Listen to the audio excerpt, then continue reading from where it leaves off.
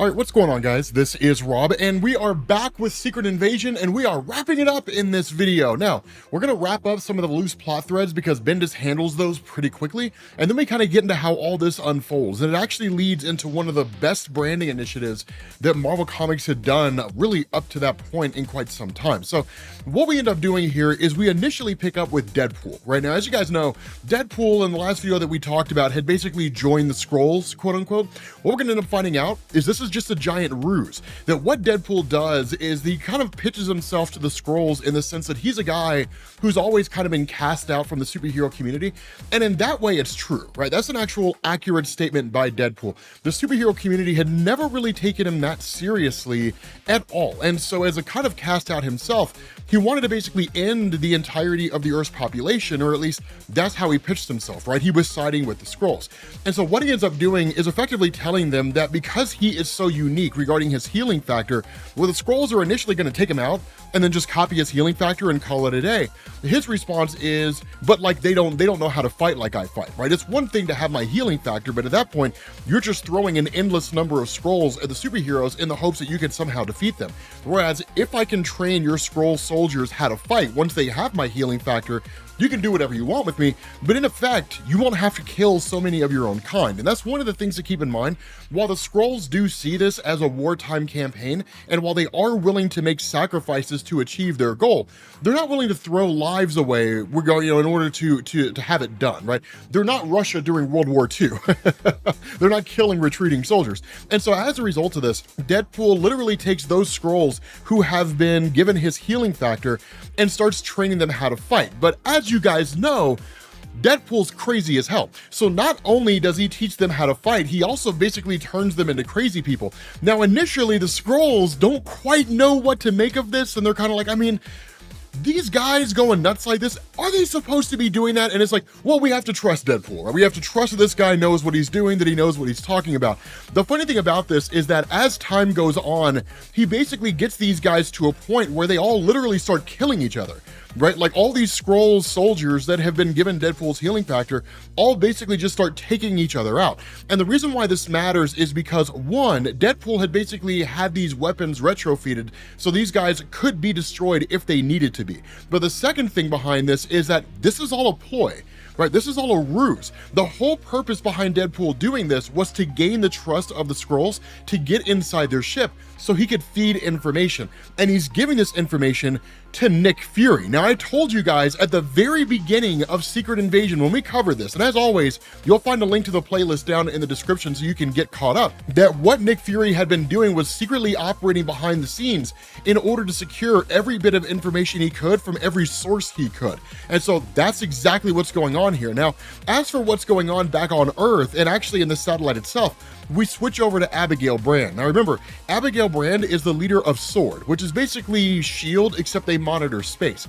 And where their space station was like one of the first things to be taken out by the Skrulls, that way humanity was blinded in terms of what was going on out in space, which of course allowed the Skrull forces to basically properly invade. That Abigail Brand had also learned that Reed Richards of the Fantastic Four had been taken by the Skrulls. Now, a lot of that was done just because of the fact that when it came to the Skrulls themselves, Reed Richards, his intelligence is universally recognized. He's largely basically seen as the smartest person in the universe. So having his knowledge at their disposal and really kind of tormenting and torturing him due to the fact that he was part of the original Illuminati, that having him there is a huge asset for the Empire. With Abigail Brand basically being the leader of SWORD and then freeing Reed Richards, they end up basically transporting back to Earth. And then, of course, we transition over to Maria Hill, whose helicarrier was taken down by the Skrull forces and ultimately ambushed by Jarvis, who's normally the Avengers' butler, but turned out to be a Skrull. Now, one of the things that she was told early on by Nick Fury, of course, again, if you guys recall when the two of them had met,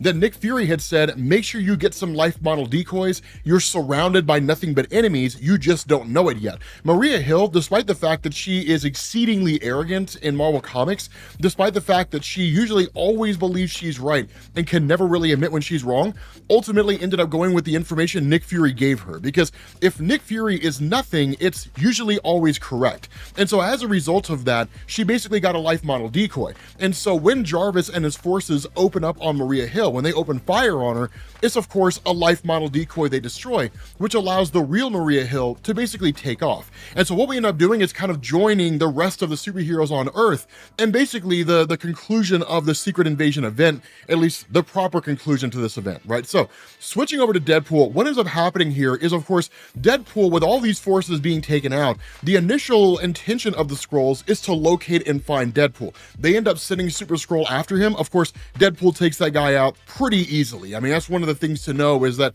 at the end of the day, Deadpool's easily able to overcome those guys, because when it comes to the Super Skrull, he's just an amalgamation of the Earth superhero powers, right? Deadpool's faced off against those guys multiple times, so he knows how to basically overcome all of them. And so what this does is he basically ends up leading what's left of these Skrull soldiers, who have all started mutating and everything now, and literally destroys the Deadpool Skrulls, right? As well as what's left of the Skrull forces. Following that, he ends up taking information that would be paramount to destroying the Secret Invasion fleet, right? The Skrull fleet, and he essentially teleports it or sends it to Nick Fury. The crazy thing about this is that while this is bio data, right, that can basically kill the Skrull Queen, when the information's sent, it's supposed to go to Nick Fury, but instead it's intercepted by Norman Osborn. Now that's why I told you guys when we covered the Thunderbolt story, Norman Osborn was going to be the single most important character in this story, or at least one of the most important characters in this whole story, because it's this action right here that basically changes everything, right? So what we end up doing is switching back to Earth when the Skrulls basically make their statement to the world at large. And it's really cool, because what they say here is, as you know, your global communication systems are fully restored. We apologize for the inconvenience of taking them down. This is a time for unheralded transition for your world as it becomes part of the Skrull Empire. For those of you who are understandably confused and panicked, let me explain it to you very clearly. Your lives will go on as they were. You get to keep your homes, your culture, your family, your jobs. We are not taking anything away from you. We're only adding things. You'll notice that the Skrull Empire has made no offensive moves towards your armies or your governments. We have only defended ourselves when necessary, and we request that all armed forces ignore whatever orders you've received from your superior officers and stand down. Now, this is a very important thing on a variety of different levels. What Brian Michael Bendis is doing here is actually drawing on the superhero's perception, and really the world's perception, following a story called Maximum Security. So Maximum Security was a story that was written in Marvel Comics back in the 90s, I think. And the whole idea behind this is that the Kree race had actually taken over Earth and turned it into a prison planet. And in fact, Ronan the Accuser was basically the warden of Earth at that point in time, meaning humanity has been down this road before. And so when the Skrulls show up here and it's like, hey guys, we're here, we're on your side, we're not going to take anything away from you, yada yada yada, what they're in effect saying here is that we're not going to do what the Kree did during Maximum Security. We're not going to turn you into prisoners. Your lives will continue on the way they always had. You won't really notice a discernible difference here. Now, the other part of this is the Skrulls are lying, right? They're literally asking soldiers to basically ignore orders from their superior officers, which would make it easier for the Skrulls to basically take them all out. But it's also a very, very smart maneuver, because of what use is a military officer if he's surrounded by soldiers that won't obey his orders? But following Reed Richards basically arriving at the Savage Land with Abigail Brand, at this point, with Reed Richards' arrival, because he's been stuck on the Skrull ship all this time, once he's here, they're able to tell pretty fast that it's actually Reed. And following that, he literally galvanizes the superheroes and brings them together. Now, a lot of that's because one of the things to remember is the Fantastic Four is like the first family of Marvel Comics. So in a lot of ways, even though the Fantastic Four don't usually get involved in the traditional superhero antics, meaning they're not facing off against like Thanos or something like that, they're usually out exploring things. A lot of that's because they've done their dirt, quote unquote, right? They've fought fought their share of bad guys and they've done their thing. They've kind of moved beyond that, right? They've been promoted to a managerial position. It's the best analogy that I can make. And so with that in mind, Reed Richards is highly respected by the superhero community, which is why they listen to him, right? That and his level of intelligence and so on. But the other part of this is, again, Tony Stark struggling. Now, there's what Tony Stark struggles with publicly, then there's what Tony Stark struggles with privately. Publicly, people are just kind of like, his statement to people is Stark Tech is down and this and this and that and so on and so forth. What he actually struggles with on a more private level is that the world's going to see him as a failure. Because remember, at this point in time in Marvel Comics, this takes place after Civil War, which means Tony Stark is the director of S.H.I.E.L.D. All this happened under his watch, and the world is going to ask the question, why? And when that question does get asked, he's ultimately going to end up losing his position. He knows that, and in fact, we know that. And so what's really cool about this is you kind of have people responding, right? The average person responding in a couple different ways. Some actually side with the Skrulls, right? If humanity could get it together, humanity would have already gotten it together. Like the fact that humanity just hasn't gotten it together yet means humanity doesn't want to. So if the human race won't change, then someone needs to force the human race to change. And the Skrulls are doing that. And so is that a good thing? Because the cost of that is that the world would be basically turned into a prison planet. So again, this presents some really interesting philosophical arguments to how this kind of situation can be approached. But the reality is that it's the superheroes facing off against the Skrulls, which is one of the reasons why I always love this story, because one of the ideas that I've always put out there is that superheroes don't really exist to like make the world better. Superheroes exist to maintain the status quo, right? You could argue superheroes are actually the bad guys. So it's really interesting, in terms of how things function. But nonetheless, what this does is this actually coincides with the return of Thor. Now, here's the thing to understand about this, right? One of the things to know is that not only is Thor here, but you also have Bucky, Captain America. So Secret Invasion was one of those stories that Marvel wrote where it was kind of a transitionary story. Think of it as one of many that Marvel was writing at the time that were like the equivalent of Empire Strikes Back in the Star Wars mythos, right? That this was a story that was designed to, one, properly introduce us or really have us see the real and new Bucky Barnes Captain America. He did get his own solo comic for a time, but Steve Rogers was killed. He was assassinated by Agent 13, Sharon Carter, who had basically been duped, right? She was more or less being hypnotized when it was done by the Red Skull and his forces. So Bucky Barnes ended up taking up the mantle, and Bucky Barnes became the new Captain America. But the other part about this is that during the events of Thor Disassembled, or Thor Ragnarok, as it's colloquially known by fans, that was the death of Thor, right? During the events of Civil War, Tony Stark had cloned Thor, and that's where you got the Ragnarok cyborg version. But this version you see here is the one that returned during J. Michael Straczynski's run. He's been traveling around Earth and basically waking up the Asgardian spirits, or the essences of the various Asgardians who have basically been reborn in human form, and then bringing them to Asgard, which he had rebuilt in Broxton, Oklahoma. And so that's kind of been his thing for a little bit now. And this actually takes place after the events of basically Thor beating the hell out of Iron Man. If you guys never saw that, it was just an amazing moment. I'm pretty sure we did a video on it. It was really, really cool. But the thing about this is that it's kind of the superheroes returning to a degree, right? Kind of stepping back into the normal landscape. And so again, what you end up getting here is just a great big, huge, massive battle that takes place between the Skrull forces and Earth's superheroes. Pretty straightforward, not a whole lot doing here. This one of the things that I hope you guys notice is that the Marvel Cinematic Universe very much models the form and function of its movies after the way that Marvel Comics writes their comic books, right? Like, here's the exposition, here's what's going on. Now, time for the big battle, which is always the same, no matter what movie you're watching, right? It's that kind of a thing, right? It's the way it works. And honestly, it's a multi-billion-dollar franchise.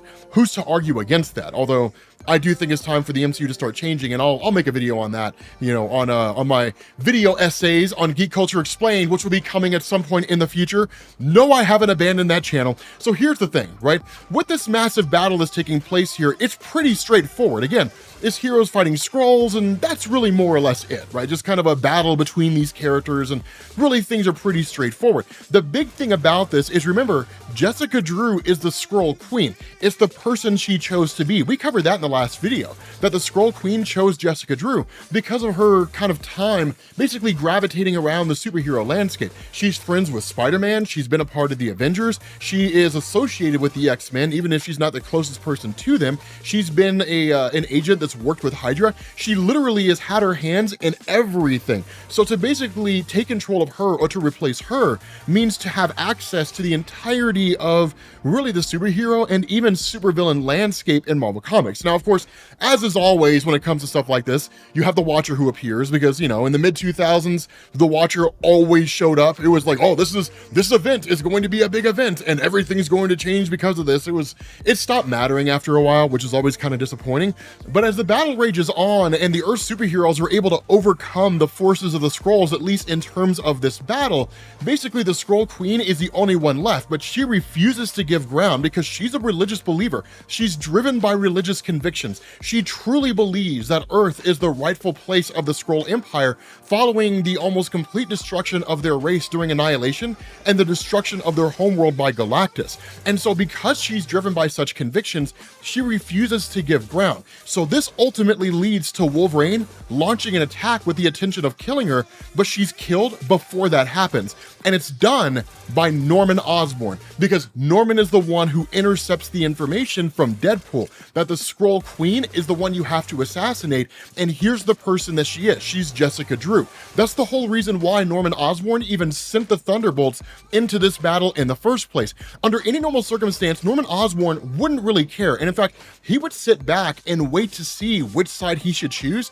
based on which side is most likely to win. If the Earth superheroes are most likely to win, it's, hey guys, the Thunderbolts are here to help. I mean, we're not going to change the tide, but like, we have to do something here, right? We've just been dealing with our own major crisis.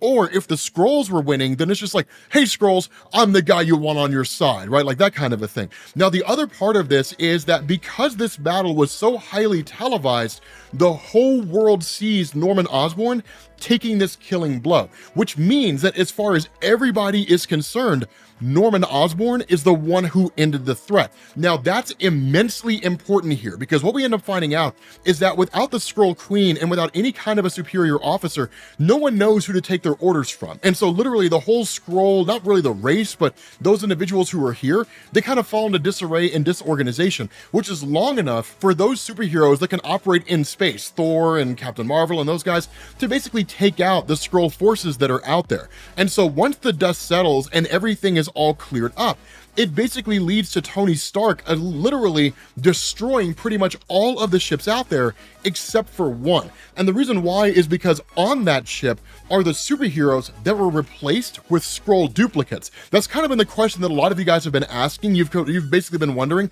if the Skrulls have replaced superheroes, what happened to the original superheroes? Basically, they just kind of been sitting on a ship. This is kind of a Brian Michael Bendis hand-wavy explanation, right? Like, I mean, why did, because literally in the comic, the question's asked, why didn't the Skrulls just kill them after they duplicated them? And it's like, well, they probably needed them for genetic material in case, you know, they could somehow increase their abilities or something like that. It's literally Marvel just kind of hand-waving the explanation away. But the fact is, all these different superheroes have all essentially returned. And so that's when the discussion starts to be had. Where do we go from here? How does everybody pick up these pieces? How does it all make sense? And one of the things that we find out here is that because Tony Stark had failed, because Tony Stark had never seen the secret invasion coming, that what the US government literally did was stand against Tony Stark. They kicked him out as director of S.H.I.E.L.D.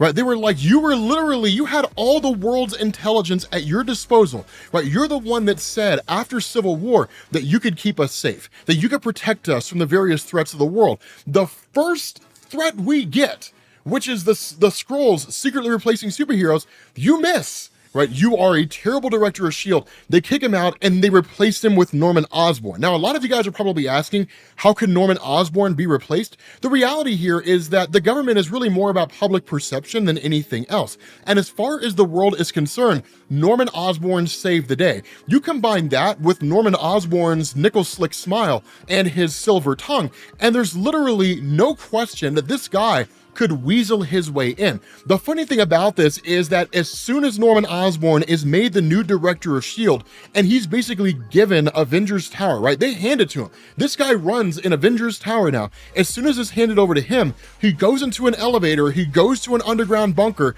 he meets with Namor the Submariner, Mephisto, Loki, who's a chick now, Emma Frost from the Hellfire Club, kind of the X-Men, she's kind of a good guy, bad guy, and Dr. Doom, forming his own cabal, and basically initiating the events of Dark Reign. And Dark Reign was great. Oh my god, I loved Dark Reign. It's literally like Dark Reign, for those of you guys who don't know, it's not really a story arc. It's not like Dark Reign part 1, part 2, part 3. It's more like Dark Avengers, Dark X-Men, stuff like that. But it's basically Norman Osborn's attempt to use the forces of S.H.I.E.L.D. to conquer the world. It's awesome. It's one of the coolest stories that Marvel had written for a long time. But with that being said, guys, we're gonna bring this video to an end. Thank you all for watching, and I will catch you all later. Peace.